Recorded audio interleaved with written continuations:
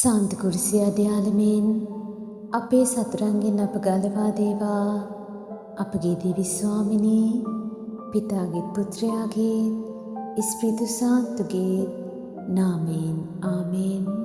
කරුණාබර දෙවි පියාණනි, ඔබ වහන්සේගේ කරුණා මහිමෙන් අපහට මේ ලබා දුන් අලුත් දවසට සහ නැවුම් ජීවන හුස්ම පොදු උදෙසා අප සැම ඔබ වහන්සේට ස්තුති ප්‍රශංසා පුද කරන්නෙමු.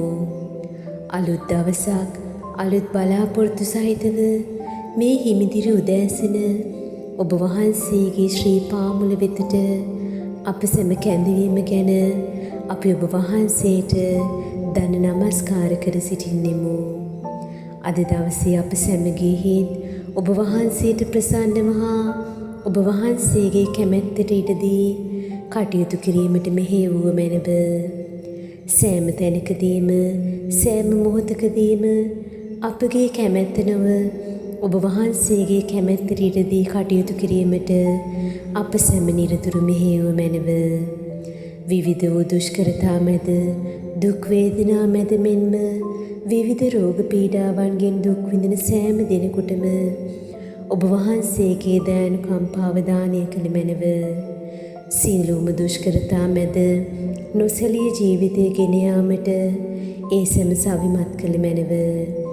ජීවන කුරුසිය කර තබා මුළු පවුල වෙනුවෙන් වගකීම් කැපකිරීම් කරන විදේශගතව ඉතා දුෂ්කරව ජීවිත ගෙන යන සියලුම දෙනා ඔබ වහන්සේගේ ශ්‍රී හස්තයට භාර කරන්නෙමු.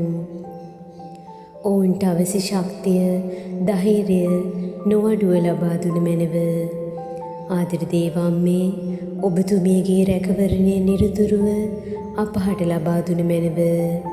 නිර්මල මෑණියනි, පව්කරුවන් වූ අප සැම උදෙසා ඔබතුමියගේ ශ්‍රී කුමාරයාණන් ඉදිරියෙහි නිරතුරුවම මැදිහත්ව යාඥා කළ මැනව. මේකෙදී අපගේ ස්වාමින් වූ ජේසුස් ක්‍රිස්තුස් වහන්සේ උදෙසාම අපට ලැබේවා. ආමෙන්. ජේසුතුමන්ගේ ශ්‍රී දිව්‍ය හෘදයෙනි අපට කරුණා කළ මැනව. මරියතුමියගේ නිර්මල හෘදයෙනි අප නිසා යාඥා කළ මැනව. ශුද්ධ ජුසේ මුනින්ද්‍රයෙනි අප නිසා යාඥා කළ මැනව. ආමෙන්.